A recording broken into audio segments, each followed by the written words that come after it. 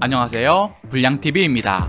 오늘 소개해드릴 선수는요, 오른쪽과 왼쪽을 가리지 않는 브라질 윙어로 포르투갈, 프랑스, 잉글랜드를 거쳐 2022년 바르셀로나로 입성한 성실맨. 멘탈적인 부분이 약하다는 브라질 선수의 편견을 부순 선수로 이상한 실수들 때문에 팬들의 비난을 받는 와중에도 자신의 역할을 끝까지 수행해 결국 챔피언스리그에서 진가를 알린 승부욕의 화신. 팀을 옮길 때마다 느끼는 압박을 계속해서 노력으로 증명하면서 욕을 찬스로 바꾼 위닝 멘탈리티의 교본, 하피냐입니다. 1996년 12월 14일 브라질 남부의 최대 항구 도시 포르투 알레그리에서 태어났던 하피냐. 도시 중심가에서 벗어나 빈민가 쪽인 레스팅가에서 살았던 하피냐는 마약이나 카르텔 같은 죽음의 위기를 견딘 것보다 오히려 가난한 사람들끼리 서로 의지하고 친구에게 밥을 나눠주며 배를 채우는 그런 환경에서 자라나게 됩니다. 축구 경기를 뛰려면 아침에 나와서 밤에 집에 올 정도로 거리가 먼 곳이었고 교통비도 넉넉하지 않아 눈물이 나올 정도였습니다. 그럴 때마다 친구 어머니가 한 달 버스카드 충전을 해주며 혼자선 삶을 살아갈 수 없고 친구는 곧 가족의 연장선으로 느끼며 도움을 주고 도움을 받는 것을 알게 됩니다. 절박하게 배가 고팠던 하피냐는 땀에 절여있고 꼬질꼬질해서 거리에 불량배처럼 보였을 정도였고 길거리에서 비스켓 하나, 빵 하나를 구걸해야 했습니다. 하피냐의 부모님 또한 가족을 먹여 살리기 위해서 열심히 일을 하시던 분이었지만 그렇다고 하피냐의 집이 유복한 것은 아니었습니다. 집이 좁아서 부모님, 동생과 함께 써야 했죠. 개와 고양이까지 한 방에서 모두 키워야 했는데 다행이었던 건 하피냐가 가난 때문에 우울해할 때면 강아지와 고양이가 위로해 주었기 때문입니다. 삼바 음악을 하던 아버지가 호나우지뉴의 2003년 생일 파티에 음악가로 초빙되어서 호나우지뉴 집에 가게 되었고 하피냐는 호나우지뉴의 미소를 처음 이때 눈앞에서 보게 됩니다. 바르셀로나에서 막 뛰기 시작한 때라 축구 스타를 처음 본 하피냐는 이건 축복이라 생각을 했고 축구 선수가 돼야겠다고 결심을 하게 됩니다. 하지만 축구를 하기 위해서 교통비 등 가족들이 내주긴 큰 돈이었고 브라질 1부 리그 아카데미에 탈락까지 하면서 그가 선택한 건 바르지아 대회였습니다. 바르지아는 클럽 계약을 하지 못한 선수들이 가는 곳으로 갱들이 운영하는 대회였기 때문에 경기마다 판돈이 걸려 그야말로 축구판에선 매드맥스 같은 야생이었습니다. 계약서도 없이 흙으로 된 필드에서 생존을 위해서 뛰는 그런 대회가 바르지아였습니다. 골을 넣으려고 하면 갑자기 피치 주변에 무장한 갱들이 총을 허공에 쏘곤 했죠. 하피냐가 17살이 되기 전까지 뛰었던 이 바르지아 경험은 큰 자산이라고 생각했고 자신을 강하게 만들어준 곳이라 여겼습니다. 바르지아 생활을 계속하면서 아카데미 문을 두드렸던 하피냐는 이젠 셀 수도 없이 많이 탈락한 선수가 되었고 그 이유는 힘이 없거나 작다는 이유로 항상 꼬리표처럼 붙었습니다. 그러던 중 19살이 되기 전 아바이 팀의 유스클럽과 훈련을 할 수 있는 기회가 왔고 계약까지 이루었지만 부상과 함께 주전에서 멀어져 버립니다. 부모님에게 하피냐는 이때 할 만큼 했다고 집에 돌아가고 싶다고 얘기했고 부모님도 토닥였습니다. 그런데 어머니의 한마디가 하피냐의 마음을 흔들었습니다. 만약 이렇게 꿈을 포기하면 결국 평범한 일을 할 거야. 이 말을 들은 하피냐는 말을 잃었습니다. 6살 호나우지뉴를 만나 축구선수로 꿈을 키웠고 부모님은 미용사, 접객일, 서빙 등 수십 가지 일을 포기하지 않고 하며 가족을 위해 버텨왔습니다.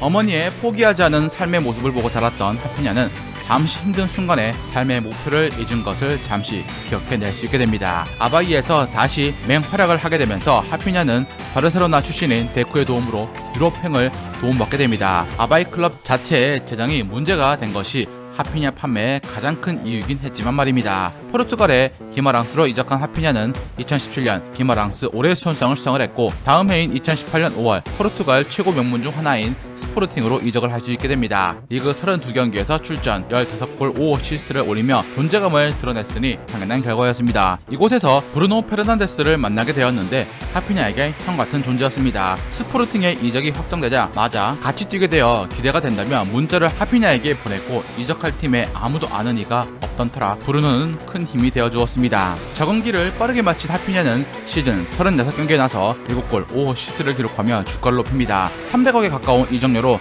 스타드 렌으로 옮겼을 때 이미 그는 빅리그에 관심을 끌고 있었고 이때도 하피냐는 브루노에게 조언을 듣게 됩니다. 이적 첫 해 준수한 모습을 보인 그를 리즈 유나이티드가 눈여겨봤고 2020-21 시즌 데려옵니다. 리즈는 당시 2부 리그에서 막 올라온 승격팀이었고 마침 브루노 페르난데스가 빠른 스피드와 화려한 개인 기량을 지닌 하피냐에겐 프랑스 무대보다 거칠고 템포가 빠른 잉글랜드가 더 맞겠다고 문자를 보냅니다. 하피냐도 어린 시절 아버지와 함께 프리미어리그의 티에리 앙리를 보며 EPL의 꿈을 키웠기에 드디어 꿈의 무대에 가게 된 셈이었습니다. 리즈 유나이티드의 감독은 아르헨티나의 비엘사였습니다. 하피냐가 리즈로 갈 때 주변에서 비엘사 감독과 축구를 한다는 것에 큰 부러움을 받았고 또 긴장을 했지만 직접 만난 비엘사는 의외로 겸손한 사람이었습니다. 엄하게 생겼지만 하피냐를 편하게 도와주었고 처음 몇 달간 훈련을 할 때면 순간마다 멈추고 불러선 이땐 어떻게 움직여야 하고 어떤 선택을 해야 하는지 꼼꼼히 알려주었습니다. 비엘사 감독 특유의 공격 전술에 빠르게 녹아들며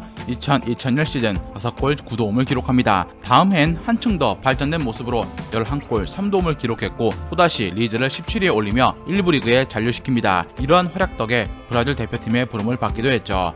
알짜 공격수로 이름을 높인 하피냐에게 러브콜을 보낸 팀은 바르셀로나뿐만이 아니었습니다. 첼시와 아스날, 손흥민의 소속팀 토트넘도 그에게 눈독을 들인 것입니다. 이 중 첼시가 먼저 리즈와 이적 합의를 이뤘지만 하피냐가 바르셀로나 행을 원하면서 영입 전 최종 승자가 바뀌었습니다. 이적료만 무려 866억. 원래 하피냐는 리즈와 계약 기간이 2년 남은 상황이었습니다. 비엘사 감독이 2월에 경질되고 본격적으로 리즈가 강등 경쟁권에 돌입하자 하피냐의 재계약은 불가능해졌고 계약 조건에 리즈가 강등을 당할 시에 바이아웃으로 하피냐는 420억의 타팀 이적이 가능했습니다. 바르셀로나는 강등 시 바이아웃보다 조금 높게 금액을 논의했지만 하피냐가 리그 마지막 라운드에서 골을 넣으며 팀을 1부 리그에 잔류시켰고 리즈는 더 이상 바르셀로나와 협상에서 끌려갈 이유가 사라지게 된 것입니다. 하피냐는 바르사에서 뛰길 원했고 우스만 덴벨레는 재계약이 불확실해졌으니 이렇게 큰돈을 쓸 수밖에 없게 된 것입니다. 첼시의 티아고 실바가 같은 브라질인 하피냐를 설득까지 하는 마당에 빅딜을 제시했고 이 금액을 본 바르사 팬은 돈도 쪼들리는데 대용 주금이나 챙겨주질 않은 아쉬움을 드러내기도 했습니다. 하피냐는 바르셀로나 이적 후에도 자신의 장점을 활용해 적잖은 공격 포인트를 생산했지만 경기 영향력이 크게 떨어지며 많은 비판을 받습니다. 히바우드, 호나우지뉴, 네이마르, 알베스처럼 브라질리언 계보를 이어줄 것처럼 보였지만 아쉬웠습니다. 첫 시즌 바르사는 4년 만에 리그 우승 타이틀을 가져왔지만 하피냐는 온더볼 상황에서 많은 욕을 먹었습니다. 그나마 희망적이었던 건 덴벨레나 안수파티, 캐시아 같은 선수들보다 나았다는 것이고 네이마르 첫 시즌보다 스탯 자체는 좋았습니다. 두 번째 시즌이었던 2023-24 시즌 팀 전체적으로 못하는 선수들이 너무나 많았는데 하피냐도 비난에서 피해갈 수 없게 됩니다. 그리고 그에게 반전의 기회가 왔으니 바로 챔피언스 리그 8강이었습니다. 파리 생제르맹전에서 팀은 비록 4강행에 실패했지만 하피냐는 그간의 비난을 잠재우는 2경기에 3득점을 터뜨려줍니다. 이 경기 후에도 2경기 연속 도움까지 기록했죠. 하피냐는 2023-24 시즌 라리가에서 선발로 등장한 12경기에서 4골 10도움을 기록하며 부활했는데 심지어 좌우 윙을 번갈아가며 뛴 성적이었습니다. 교체와 부상만 아니었다면 더 좋은 성적을 기대해봐도 좋았을지도 모릅니다. 엄청난 비난을 받고 또 놀라운 성장을 해내자 팬들은 지금 고점이니까 팔아야 한다와 지금 라민 야말 다음으로 잘하니 남겨야 하는 분위기가 공존하고 있습니다. 성실성과 2024년 부활한 폼 그리고 우스만 덴벨레와 비교해 높은 팀 충성도 때문에 하피냐는 팀에서 신뢰를 받아가고 있는 중입니다. 너무 저점을 찍어서 실망을 남겼기에 이제서야 민심을 회복한 하피냐. 그에게 2024년은 그의 축구 인생에서 가장 중요한 해가 되지 않을까요? 즐겁게 보셨다면 구독과 좋아요 클릭을 부탁드립니다. 다음 이야기에선 역대급 게으른 천재로 월드컵에서 9경기 9골을 넣으며 2000년대 초반 세계 최고의 공격수 중 하나였던 원조 황소 공격수 한 분에 대해서 소개해드리고자 합니다.